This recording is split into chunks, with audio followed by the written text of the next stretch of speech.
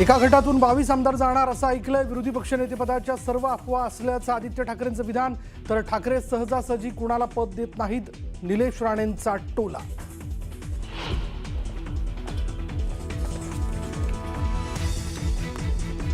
निलेश राणे आणि रवींद्र चव्हाणांची विधान भवन परिसरात भेट। एकमेकांची विचारपूस करत केलं हस्तांदोलन।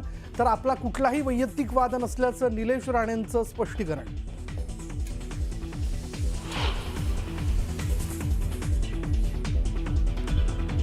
तपोवन प्रकरणी कुणीही राजकारण करू नये, गरज पडल्यास राज आणि उद्धव ठाकरेंशी चर्चा करू, मंत्री गिरीश महाजनांची भूमिका। तर जुनी झाडं तोडली जाणार नसल्याचं केलं स्पष्ट।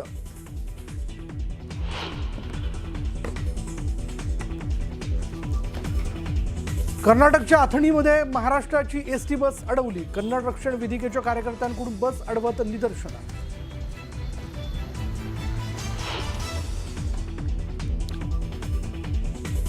एमपीएससीची महाराष्ट्र गट ब आणि महाराष्ट्र गट क सेवा संयुक्त पूर्व परीक्षा पुढे ढकलली। 21 डिसेंबरला होणाऱ्या परीक्षा आता 4 जानेवारी आणि 11 जानेवारीला होणार।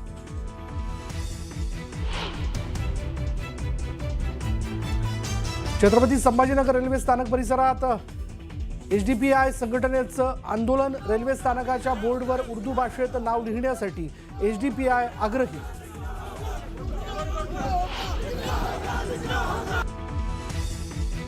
पुण्यातील कोंढवा जमीन गैरव्यवहार प्रकरणातील आरोपी रवींद्र तारूला 8 दिवसांची पोलीस कोठडी।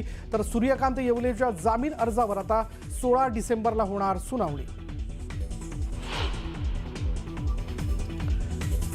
बिबट्याच्या हल्ल्यात मृत्यू झालेल्यांच्या नातेवाईकांना सरकारी नोकरीचा वनविभागाचा प्रस्ताव। वनमंत्री गणेश नाईकांची माहिती।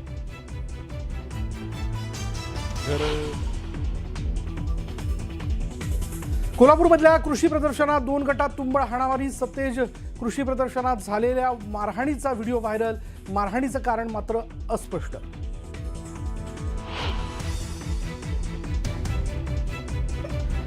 कण्हेरी मठाचे काडसिद्धेश्वर महाराजांवर धार्मिक भावना दुखावल्याचा आरोप। गुन्हा दाखल। तर लिंगायत समाज तोडण्याचं कर्नाटकात महापाप लोकप्रतिनिधी आणि सरकार करत असल्याचं केलेलं विधान।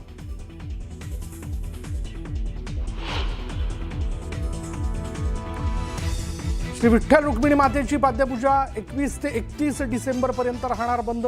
नाताळसह इतर सुट्ट्यांमुळे भाविकांची गर्दी वाढत असल्यामुळे मंदिर समितीचा निर्णय।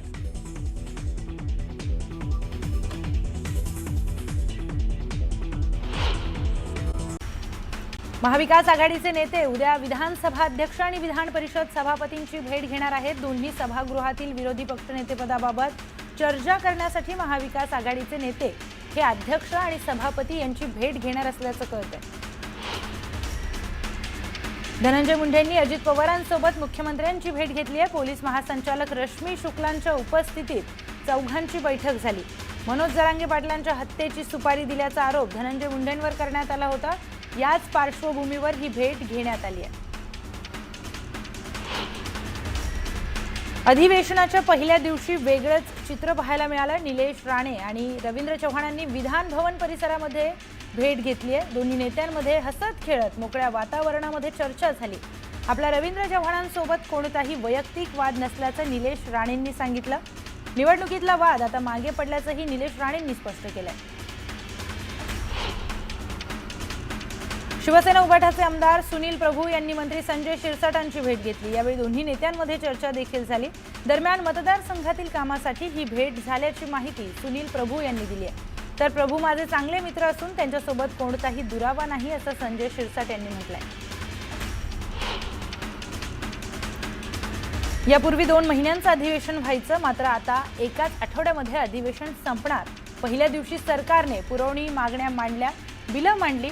फक्त पुरवणी मागण्यांसाठीच अधिवेशन घ्यायचं असेल तर 1 दिवस बोलून एकाच दिवशी अधिवेशन संपवून टाका असं म्हणत नाना पटोलेंनी नाराजी व्यक्त करत सरकारवर टीका केली आहे। भास्कर जाधव हे जास्त आक्रमक असल्यानं त्यांना थांबवण्यासाठी विरोधी पक्षनेतेपदाचं निव्वळ आमिष दाखवलं जात असल्याचा टोला उद्योगमंत्री सामंतांनी लगावलाय। तसंच शिवसेना उभाठाकडून विरोधी पक्षनेतेपदासाठी वेगळ्याच नावाची चर्चा सुरू असल्याचं देखील त्यांनी सांगितलं।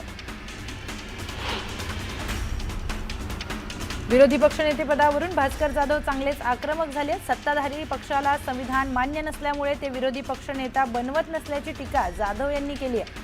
तसेच उदय सामंतांच्या टीकेला देखील त्यांनी प्रत्युत्तर दिलंय. आपण आक्रमक असल्यामुळेच सत्ताधारी आपल्याला घाबरतात असा टोला भास्कर जाधवांनी लगावलाय. विधिमंडळाच्या कार्यालयात भास्कर जाधवांचं नाव कळवलं आहे. नाव देऊन 11 महिने होत आले, मात्र अद्याप विधानसभा अध्यक्षांनी कोणताही निर्णय घेतला नाही. मवियातील तिन्ही घटक पक्षांनी एकमताने जाधवांचं नाव दिलंय असं शिवसेना नेते अंबादास दानवे यांनी स्पष्ट केलं. विरोधी पक्ष नेत्याचं नाव बदलल्याची चर्चा आदित्य ठाकरेंनी फेटाळली आहे. ही चर्चा अफवा असून अफवांवर विश्वास ठेवू नये अशी प्रतिक्रिया आदित्य ठाकरेंनी दिली. 22 आमदार दुसऱ्या गटात जात आहेत असंही ऐकलं होतं असं म्हणत आदित्य ठाकरेंनी एकनाथ शिंदेंना टोला लगावलाय. शिवसेना उभाठाचे नेते भास्कर जाधव आणि मंत्री प्रताप सरनाईक यांची नागपूरमध्ये भेट झाली आहे. अधिवेशनासाठी आलेले नेते एकाच हॉटेलमध्ये मुक्कामी होते. यावेळी अधिवेशनाचं कामकाज आणि विरोधी पक्षनेते पद या संदर्भामध्ये दोन्ही नेत्यांमध्ये चर्चा झाल्याची माहिती समोर आली आहे. शिवसेना पक्षाच्या सर्व आमदारांची उपमुख्यमंत्री एकनाथ शिंदे बैठक घेणार आहेत. बैठकीमध्ये हिवाळी अधिवेशनाच्या अनुषंगाने चर्चा होणार आहे. महायुतीच्या समन्वयाबाबतही चर्चेची शक्यता आहे. त्याचबरोबर मुंबई महानगरपालिका निवडणुकीच्या पार्श्वभूमीवर बैठकीमध्ये चर्चेची शक्यता आहे.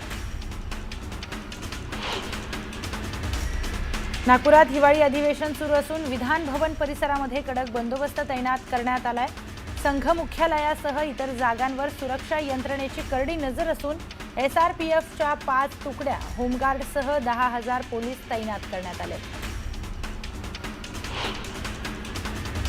वंदे मातरम गीताला 150 वर्ष पूर्ण झाली. या निमित्त लोकसभेत चर्चा झाली. या चर्चेसाठी 10 तासांचा वेळ राखून ठेवण्यात आला होता.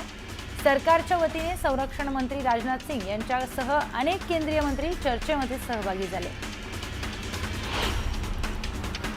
आमची चर्चा भविष्यातील पिढ्यांना मोठी शिकवण देणारी आहे. वंदे मातरमने त्याग तपस्येचा मार्ग दाखवला. ऐतिहासिक क्षणाचा साक्षीदार झाला आणि याचा गर्व असल्याचं पंतप्रधान नरेंद्र मोदींनी स्पष्ट केलंय. वंदे मातरमने स्वातंत्र्य संग्रामाला बळ दिलं असं देखील मोदी म्हणाले. लोकसभेमध्ये मोदी बोलत होते. वंदे मातरमला मुस्लिम लीगने कडाडून विरोध केला होता. मात्र जवाहरलाल नेहरूंनी मोहम्मद अली जिन्नांना विरोध करण्याऐवजी वंदे मातरमला विरोध केला. काँग्रेसने मुस्लिम लीग समोर गुडघे टेकले असं म्हणत मोदींनी काँग्रेसवर निशाणा साधला. तर एक ब्रेकिंग न्यूज समोर येते. पुण्यातील जमीन गैरव्यवहार प्रकरणी अटक असलेल्या आरोपी सब रजिस्टर रवींद्र तारूला 8 दिवसांची पोलीस कोठडी सुनावण्यात आली आहे. रवींद्र तारू याने इतर 2 आरोपींकडून काही रक्कम घेतली का हे देखील तपासण्यात येत आहे. स्टॅम्प ड्युटी कमी भरून घेण्याचा काय उद्देश होता? आरोपी तारू यांनी इतर प्रकरणातही अशी कारवाई करून शासनाचे आर्थिक नुकसान केलेत का? त्याचबरोबर इतर 2 आरोपी आणि तारू यांच्या काही आर्थिक देवाणघेवाण झाली आहे का? याबाबत आता सविस्तर चौकशी केली जाणार असल्याची माहिती समोर येते आहे. आताची मोठी बातमी आपण बघतोय. रवींद्र तारूला 8 दिवसांची पोलीस कोठडी सुनावण्यात आलेली आहे आणि या पोलीस कोठडीमध्ये सखोल चौकशी रवींद्र तारूची होणार आहे. पुण्यातील मुंडवा जमीन गैरव्यवहार प्रकरणी आरोपी सब रजिस्टर रवींद्र तारूला अटक करण्यात आलेली होती आणि आता सुनावणी दरम्यान त्यांना 8 दिवसांची पोलीस कोठडी सुनावण्यात आली आहे. त्या पोलीस कोठडीमध्ये सविस्तर सखोल चौकशी त्यांची केली जाणार आहे. तर यानंतर पाहूयात बातम्या वेगवान स्वरूपात. MPSCची परीक्षा ही पुढे ढकलण्यात आली आहे. महाराष्ट्र अराजपत्रित सेवा संयुक्त पूर्व गट ब आणि गट क ची परीक्षा ही पुढे ढकलण्यात आली आहे. 21 डिसेंबरला होणारी परीक्षा आता अनुक्रमे 4 जानेवारी आणि 11 जानेवारीला होणार आहे. मुंडवा जमीन घोटाळा प्रकरणातील तहसीलदार सूर्यकांत येवलेंच्या अडचणी या वाढण्याची शक्यता आहे. गहाण ठेवलेली जमीन पुन्हा मिळवण्यासाठी लागणारी रक्कम येवलेंनी कॅशमध्ये दिल्याचा आरोप अंजली दमानी यांनी केलाय. मुख्यमंत्री देवेंद्र फडणवीस यांना पत्र लिहिलं आहे. सूर्यकांत येवले यांच्यावर कारवाईची मागणी करण्यात आली आहे. माओवाद्यांच्या केंद्रीय समितीचा सदस्य राम धेर यांच्यासह 11 माओवाद्यांनी छत्तीसगडमध्ये आत्मसमर्पण केलंय. राम धेर व 3 कोटी रुपयांचं बक्षीस होतं. तर महाराष्ट्र, मध्य प्रदेश आणि छत्तीसगड या राज्यांच्या सीमेवर माओवाद्यांनी तयार केलेल्या MMC झोनमध्ये तो सक्रिय होता. गोव्यातील नाईट क्लबला लागलेल्या आगीचं कारण समोर आलंय. इलेक्ट्रॉनिक फायर गनमुळे ही आग लागल्याचं समोर आलंय. आग लागतानाचा नवा व्हिडिओ समोर आलाय. नृत्याचा कार्यक्रम सुरू असताना इलेक्ट्रॉनिक फायर गननं आतषबाजी करण्यात आली. यावेळी फायर गनमुळे छताला आग लागली. या आगीमध्ये हकनाक 25 जणांचा मृत्यू झालाय. गोव्यातील नाईट क्लब आग प्रकरणी आता मोठी कारवाई करण्यात आली आहे. आग दुर्घटना प्रकरणी 3 अधिकाऱ्यांना निलंबित करण्यात आलंय. पंचायत संचालकासह GSPCB सेक्रेटरी, नगरपंचायत सेक्रेटरींवर निलंबनाची कारवाई करण्यात आली. नाईट क्लबला लागलेल्या आगीच्या घटनेनंतर गोवा सरकार ॲक्शन मोडवर आलंय. गोव्यातील नाईट क्लब आग प्रकरणी मोठी बातमी समोर आली आहे. आग लागल्यानंतर हॉटेलचा मालक हा फरार झाल्याचं बोललं जात आहे. संबंधित व्यक्ती देश सोडून पळाल्याची माहिती सूत्रांकडून दिली जाते. सौरभ लुथरा असं गोव्यातील हॉटेल मालकाचं नाव आहे. बीडमध्ये वर्षभरात 365 शस्त्र परवाने रद्द करण्यात आले आहेत. सरपंच संतोष देशमुख हत्या प्रकरणानंतर गोळीबाराच्या अनेक घटना या समोर आल्या होत्या. दरम्यान जिल्ह्यातील कायदा आणि सुव्यवस्थेचा प्रश्न चर्चेत आलाय. त्यामुळे हे परवाने शासनाकडून रद्द करण्यात आले आहेत. मुंबई महानगरपालिका क्षेत्रातील वायू प्रदूषण नियंत्रणासाठी महाराष्ट्र प्रदूषण नियंत्रण मंडळाने 19 RMC प्लांट बंद केलेत. दरम्यान वायू प्रदूषण नियंत्रण नियमावलीचं उल्लंघन करणाऱ्या उद्योगांवर धडक कारवाई केली जाणार असल्याचं महाराष्ट्र प्रदूषण नियंत्रण मंडळाचे अध्यक्ष सिद्धेश कदम यांनी स्पष्ट केलंय. कोल्हापूरच्या कणेरी मठाचे अदृश्य काड सिद्धेश्वर महाराजांविरोधात जतमध्ये गुन्हा दाखल करण्यात आलाय. जत तालुक्यातील बिरुळ इथे 9 ऑक्टोबर रोजी एका प्रवचनादरम्यान काड सिद्धेश्वर महाराजांनी लिंगायत समाजाच्या भावना दुखावणारं वक्तव्य केलं होतं. यावरून हा गुन्हा दाखल करण्यात आलाय. पुणे महानगरपालिका आयुक्त नवल किशोर राम यांनी नवा प्रस्ताव तयार केलाय. कामावर असताना कर्मचाऱ्यांचा मृत्यू झाल्यास त्याच्या कुटुंबाला 5 लाखांची आर्थिक मदत देण्याचा निर्णय घेण्यात आलाय. वंचितचे युवा आघाडीचे प्रदेशाध्यक्ष निलेश विश्वकर्मांवर चांदूर रेल्वे पोलीस ठाण्यामध्ये गुन्हा दाखल करण्यात आलाय. अमरावतीचे जिल्हाधिकारी आशिष येरेकरांशी हुज्जत घातल्याने त्यांच्यावर गुन्हा दाखल करण्यात आलाय. अभिनेते सयाजी शिंदेंनी राज ठाकरेंची भेट घेतली. या भेटीमध्ये तपोवनातील वृक्षतोडीच्या मुद्द्यावर चर्चा झाली. मनसेसह सयाजी शिंदेंकडून वृक्षतोडीला विरोध करण्यात आलाय. छत्रपती संभाजीनगरमधील शिंदेंच्या शिवसेनेमध्ये अंतर्गत वाद सुरू आहे. हा वाद आता उपमुख्यमंत्री एकनाथ शिंदेंकडे पोहोचलाय. मंत्री संजय शिरसाट आणि जिल्हा प्रमुख राजेंद्र जंजाळ यांच्यातील अंतर्गत वादावर उद्या नागपुरामध्ये महत्त्वाची बैठक होण्याची देखील शक्यता आहे. त्याचबरोबर शिरसाट एककलमी निर्णय घेत असल्याचा आरोप जंजाळांनी केला होता. मुंबई महानगरपालिका निवडणुकीमध्ये जागा वाटपाचा तिढा भाजप शिवसेना समोपचाराने सोडवणार आहे. यासाठी दोन्ही पक्षातील नेत्यांची एक समन्वय समिती तयार केली जाणार असल्याची माहिती सूत्रांनी दिली आहे. धाराशिव नगर परिषद निवडणुकीचा बोगस एक्झिट पोल सोशल मीडियावर व्हायरल होतोय. त्याची गंभीर दखल निवडणूक आयोगाने घेतली आहे. दरम्यान अफवा पसरवणाऱ्यांची चौकशी करून कारवाई करण्याबाबत निवडणूक आयोगाने जिल्हाधिकाऱ्यांना पत्र लिहिले आहे. पंढरपूरच्या रुक्मिणी मातेची पाद्यपूजा 21 ते 31 डिसेंबर दरम्यान बंद ठेवण्यात येणार आहे. नाताळसह इतर सुट्ट्यांमुळे पंढरपुरात भाविकांची गर्दी वाढल्याने मंदिर समितीने हा निर्णय घेतला. छत्तीसगड दुर्ग येथील साई भक्त गीतिका सहाणी यांनी शिर्डीतील साई मंदिराला 1,54,000चे सोन्याचे गुलाबाचे फूल अर्पण केले. या सोन्याच्या फुलाचं वजन 13 ग्राम आहे. नाताळ तसेच नववर्षाच्या स्वागताची चाहूल लागताच गोव्यामध्ये पर्यटकांनी गर्दी करायला सुरुवात केली आहे. त्यामुळे वाढत्या पर्यटकांच्या लोंढ्यांमुळे पोलीस आणि लाईफ गार्ड्सकडून सुरक्षा व्यवस्थेमध्ये वाढ करण्यात आली आहे.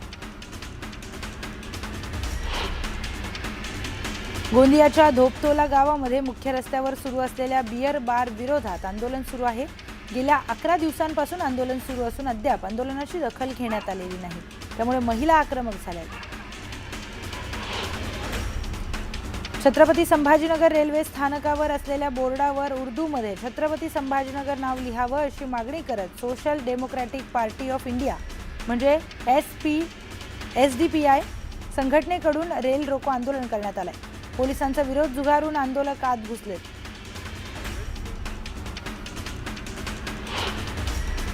सीमावासियांच्या महामेळाव्याला कर्नाटक सरकारनं परवानगी नाकारली आहे. त्यासोबतच महाराष्ट्राच्या नेत्यांनाही कर्नाटकामध्ये बंदी घातली आहे. याचा निषेध शिवसेना उभाठा पक्षाने केलाय. कर्नाटकातल्या महाराष्ट्रात येणाऱ्या बसेस अडवून कर्नाटक सरकारला प्रत्युत्तर दिलंय. बेळगावमध्ये मराठी भाषिकांची धरपकड करण्यात आली. कर्नाटक सरकारच्या मनमानी कारभाराविरोधात आंदोलन करणाऱ्यांना पोलिसांनी ताब्यात घेतलं असून आंदोलन स्थळी पोलीस बंदोबस्त तैनात करण्यात आला. कर्नाटकातील अथणीमध्ये कन्नड रक्षण वेदिकेने महाराष्ट्राची एसटी बस अडवत निदर्शनं केली. ठाकरे सेनेच्या कार्यकर्त्यांनी कर्नाटकची बस अडवल्याने त्याला प्रत्युत्तर म्हणून कन्नड रक्षण वेदिकेने हा प्रकार केला. कोल्हापूरच्या कागल तालुक्यातल्या पिंपळ गावातील तलावाच्या बाजूला सुरू असलेल्या दवाखान्याच्या कामाला ग्रामस्थांनी विरोध केलाय. सरकारने तलावाच्या परिसरातील 5 एकर जागा दिल्याने तलाव बुजला जातोय असं ग्रामस्थांचं म्हणणं आहे. नाशिकच्या तपोवनातील वृक्षतोडीला संगमनेरमधून विरोध दर्शवला जातोय. 1 झाड तोडलं तर 10 झाडे लावू असं आश्वासन मंत्री महाजनांनी दिलं होतं. मात्र हे आश्वासन फसवं असल्याचं म्हणत सामाजिक कार्यकर्ते गणेश बोऱ्हाडेंनी वृक्षतोडीला विरोध दर्शवलाय. नाशिकच्या तपोवन येथील वृक्षतोडीवरून किन्नर समाजाने आक्रमक होत आंदोलन केलंय. वृक्षतोड थांबवा, नाशिक वाचवा, झाडे वाचवा, तपोवन वाचवाच्या घोषणाबाज्या करण्यात आल्या. येणाऱ्या काळात प्रशासनाने वृक्षतोडीचा निर्णय मागे घेतला नाही तर महापालिकेला घेराव घालण्याचा इशारा किन्नर समाजाने दिलाय.